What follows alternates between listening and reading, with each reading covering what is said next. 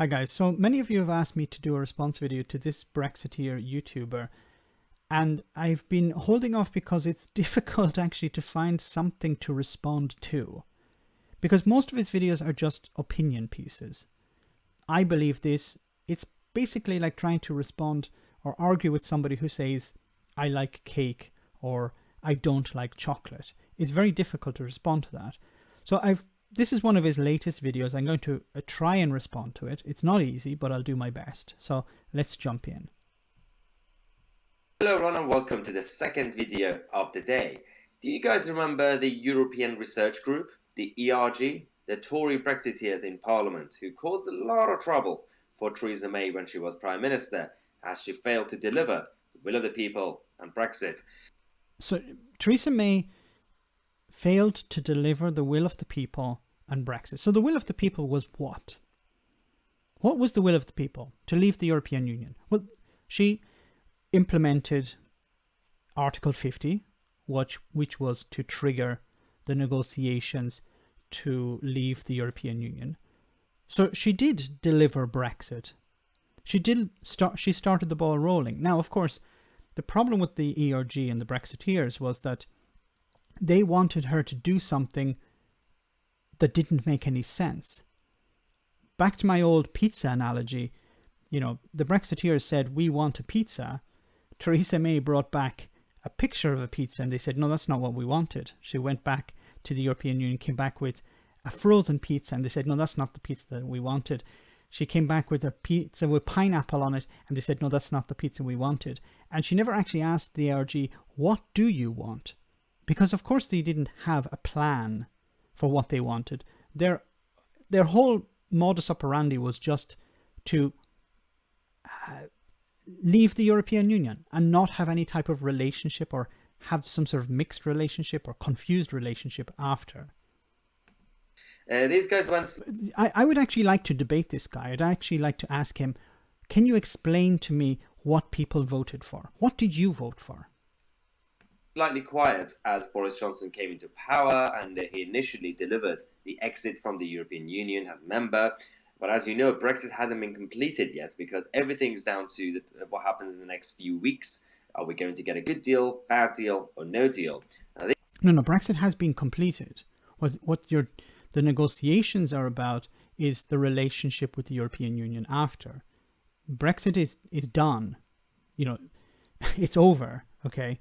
What we're talking about now is the post-Brexit relationship. The UK is no longer a member of the European Union. Do you not understand the difference between being a member and not being a member? These guys have come out and have indicated, according to Christopher Hope in The Telegraph, that they warn that they will vote against any UK-EU deal if the UK sovereignty is jeopardized. How can you jeopardize something that was never threatened? The Parliament, UK Parliament has said, British Parliament has said that Parliament is sovereign. Now, where is the sovereignty argument here? I keep asking Brexiteers, can you explain to me what you mean by sovereignty? And can you explain to me how sovereignty is threatened? They just keep saying, we want our sovereignty back.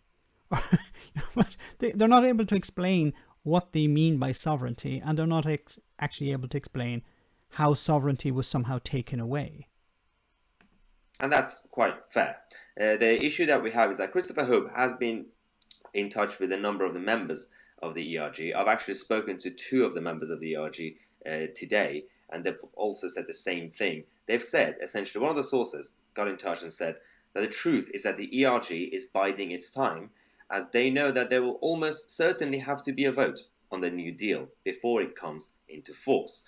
Now, ministers can, technically speaking, ratify the deal, obviously under the Constitutional Reform and Governance Act of 2010, which requires that obviously you have to bring it to Parliament, and if there's a vote, if there's no vote against it within 21 days, it's already legal and everything else. But government is not under any obligation to call a vote on any treaty.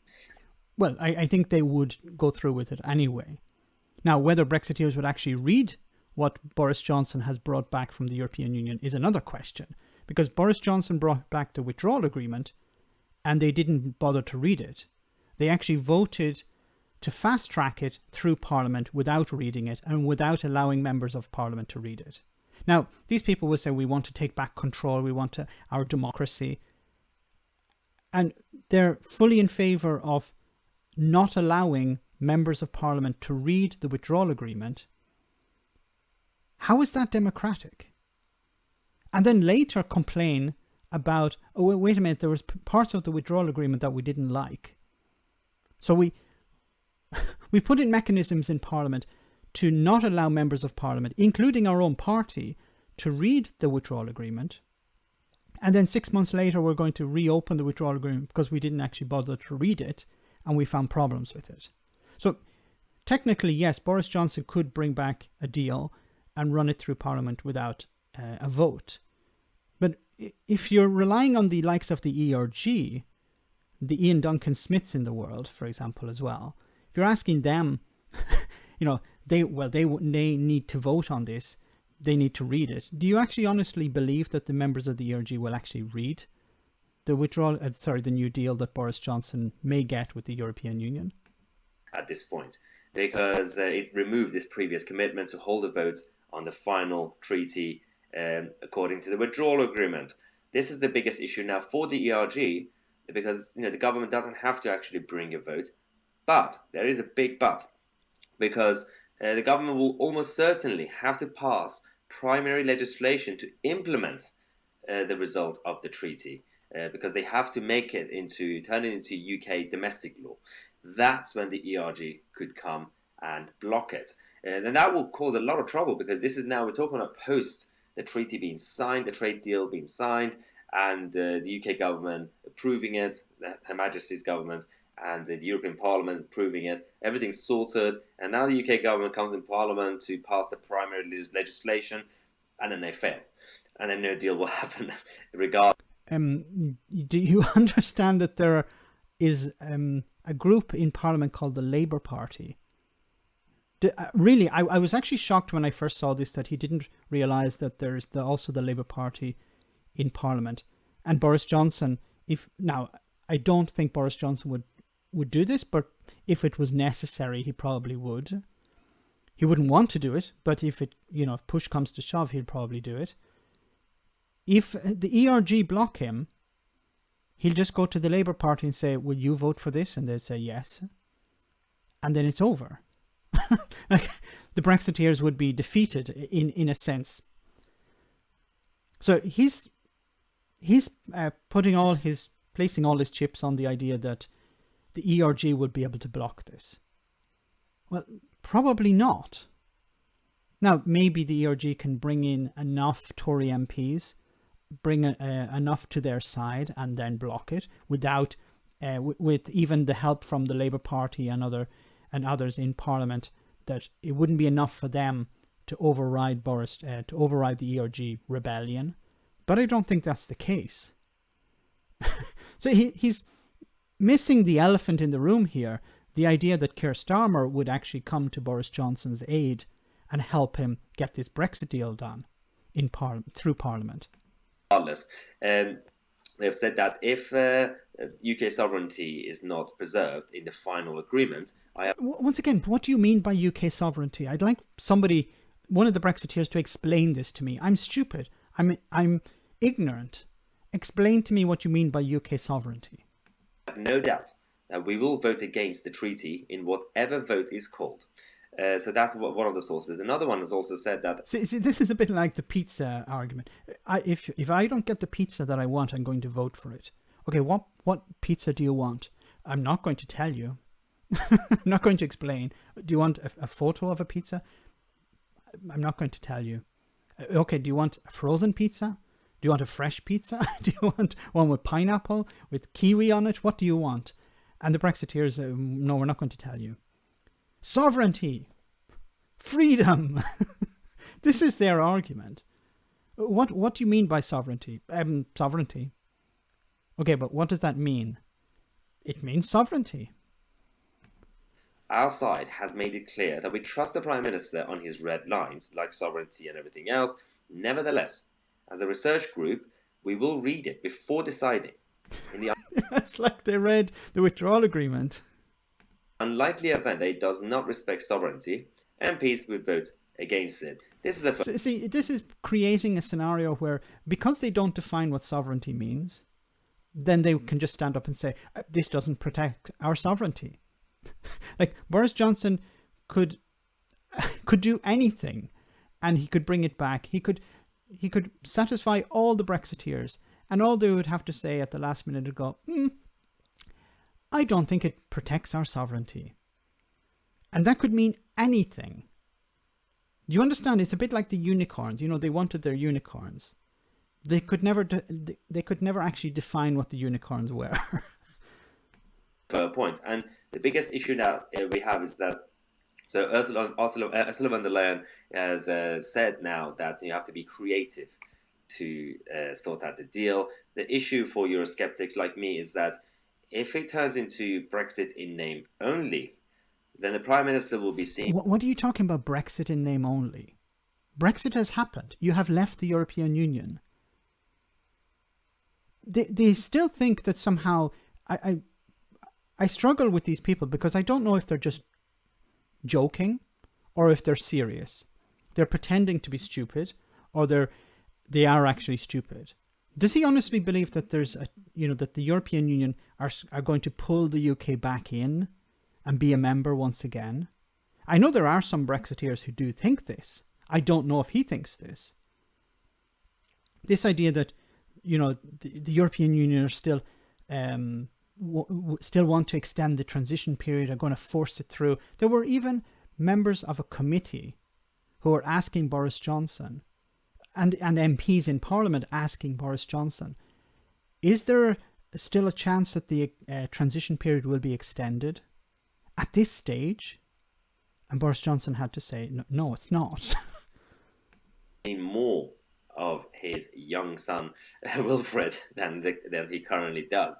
One of the sources, the Eurosceptic MPs, has said that if a large body of the Tory MPs brand the deal as Brexit in name only and vote against it, then Boris Johnson is toast. They know. Don't you? I just said before, there's also the Labour Party. If Boris Johnson, if there's a rebellion, look, if you don't believe me, look at what has happened with the lockdowns. Tories have rebelled, and Boris Johnson went to Keir Starmer. Now, I know with Brexit, it would be very difficult for Boris Johnson to do that. But I think when push comes to shove, and he's, at a fork in the road, and one way is to go down the road of the ERG and face ruin, or to go with the Labour Party and win something, I think Boris Johnson will go down the way of asking the Labour Party to support him. So that's probably why Boris won't really jeopardize it. It's not just Brexit that is at stake, but obviously Boris Johnson's entire career and premiership. We know what happened with Theresa May. Now, where is the media in all this? Where is the position? You mean, you've just read from the Telegraph, a pro-Brexit newspaper. I've seen him read from the Express, another pro-Brexit newspaper. The Daily Mail, a pro-Brexit newspaper. Like, when you say about the media, what do you mean? How more Brexit do you need them to be? The mainstream media, are they there to just report things? Are they there to pick a position, to be biased, whether pro or against Brexit? What is their job? Because in this country... You understand that there are newspapers that are pro-Brexit and there are newspapers that are anti-Brexit. You do understand that. Now, do you understand that when you're reading from the Telegraph that they are a pro-Brexit newspaper? Or do you not understand that they're a pro-Brexit newspaper? Do you understand it and you don't have a problem with it, or you don't understand that? I'm struggling to understand your position. Because we have Ofcom and the culture, the media culture that we have, especially the big media, the BBCs and Skies and everyone, they're just there. They should just be there to report. Not really. They're very, very sneaky. And because of that, the BBC are now in trouble. People are now waking up against the complacency that the BBC have created over the last few decades. And it's a shame because, the organization that was respected once, it's not anymore. Same people who came up with these headlines. Cliff edge Brexit fears back in boardrooms. There are a number of situations like this. This is obviously from a couple of years ago. It's happening right now as well. We've had the headline. You do understand that Michael Gove released a worst case scenario for a no-deal Brexit. Michael Gove is not a Ramoner. Michael Gove is a Brexiteer. He's part of the government. The government released a worst case scenario for a no-deal Brexit, and it was a disaster. And it talked about rioting, it talked about food shortages, it talked about medicine shortages. It talked about queues at the borders. Even on Tuesday, there was an experiment done, a test done on the UK side by the French, who have an agreement in Dover. And it caused a tailback. It was just checking passports and asking a few questions, and it caused a tailback of 5 miles. Now, if I was to report that was probably going to happen, you would say it was Project Fear. Now that it has happened, what do you describe it as? And that's just, it was not a full day experiment, and it wasn't a full check, and it caused miles of tailbacks. So we can expand that out to a full day and full checks, and we can imagine what that's going to cause. But you, of course, would say that's just Project Fear. It's like Brexit, high risk of UK crashing out of the EU. I think that's bad. This is 2 days ago that they picked one specific cheese company that says it warns of no deal Brexit would cause job losses. There are also companies that are creating jobs because of Brexit. There are also... Can you explain some of them? Can you give us some examples? Other companies who are... Well, for example, let's have a look at this. This is from the small businesses. This is a website from a collection of a group of small businesses. And they have presented this data. I'll leave a link in the description of this video, where it says the number of jobs lost until the 31st of January this year. So Brexit, we haven't, as he said, Brexit isn't over yet. 436,296 jobs lost from 2016 up until the 31st of this year, 31st of January this year. And we can also see the number of the annual wages lost is 12 billion pounds in lost wages because of Brexit, and a reduction in annual income tax and national insurance receipts of 3 billion pounds, almost 3.75 billion pounds. But let's hear about all the jobs that are created. Becoming more prosperous.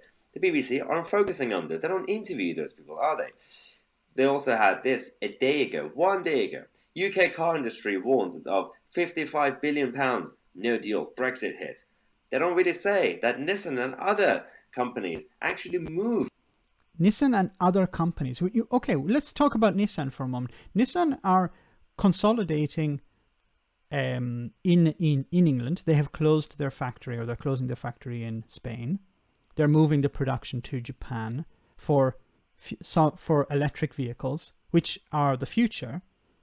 They're consolidating their European work in England because it will no longer be part of the European Union, and it will not be exporting cars to Europe. Do you understand the difference here? The market that the Nissan branch will be, the Nissan factory will be producing in Sutherland will be probably just domestic consumption. It will not be selling cars to the European market. That will be Japan. Japan and Europe have signed an agreement. Nissan will be producing the cars, the electric cars, in Japan, and they will be shipped to Europe. In England, they will not be producing electric cars. They will be producing internal combustion engine cars, petrol and diesel cars, which are going out of fashion. So you see this as some sort of Brexit dividend. I don't see it the same way. moved to the UK after the Brexit vote and after we left the European Union, they said... Actually, could you give us some data, maybe a list of the numbers of jobs that this is going to create? Because we can see here the number of jobs that have been lost so far because of Brexit. Could you give us some data about how many new jobs are going to be created because of Brexit? And this doesn't even include the amount of money that's been transferred out of the UK into countries like Germany or Italy or Ireland in particular. You should actually ask your good friend Jacob Rees-Mogg about investing in Ireland post-Brexit. We are coming back. We're investing with or without a trade deal. Doesn't matter. We are prepared. They're not talking about that, are they? What about this? This is 13 hours ago at the time of me making this video. Post-Brexit UK trade law threatens devolution. So this is a classic Scottish and Welsh nationalist propaganda being promoted by the BBC. These headlines continue and this... Okay, now this is just a joke. Okay, I look, I understand people have asked me to respond to this guy, but look, it's like Andre Walker. This is a joke. This is a parody channel. If somebody can sit there and say that the BBC is pro-Scottish nationalism, is pro-SNP, the BBC, really? At this stage, I think this is just a joke. That he has found a niche. There are people who believe in him, believe what he's saying, who believe so much in Brexit that they're willing to ignore reality. What's the point in responding to this? I'm not going to go any further here because I think it's a bit pointless. I may respond to different videos in the future, but as I said before, he just presents his opinion. He's not presenting something that I can actually respond to. He said lots of jobs are being created, but he hasn't actually presented any evidence. Let me know in the comment section, guys, what you think about all of this. As always, your comments are greatly appreciated. Thanks a lot.